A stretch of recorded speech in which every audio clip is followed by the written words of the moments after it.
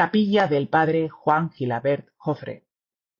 Nos encontramos en la capilla dedicada al padre Juan Gilabert Jofré, una figura muy importante en la historia social de Valencia.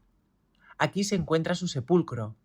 En el año 1409, mientras se dirigía a la catedral para predicar, presenció una escena impactante.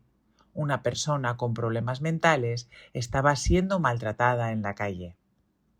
Este hecho le llevó a reflexionar profundamente. Durante su sermón, lanzó un mensaje claro a la población.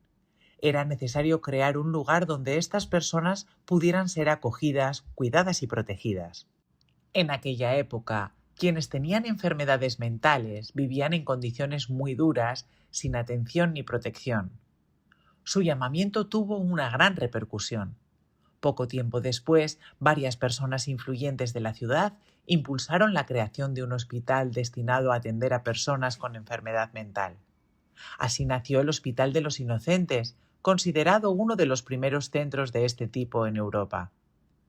Este proyecto contó con el apoyo institucional y se desarrolló con rapidez, convirtiéndose en un referente de atención y cuidado.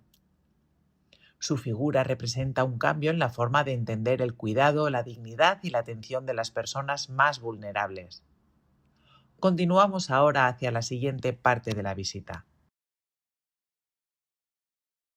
Financiado por la Unión Europea Next Generation, Gobierno de España, Ministerio de Industria y Turismo, Plan de Recuperación, Transformación y Resiliencia, Generalitat Valenciana, Fondos Next Generation en la Comunidad Valenciana, Turisme Comunidad Valenciana, Ayuntamiento del Puig de Santa María.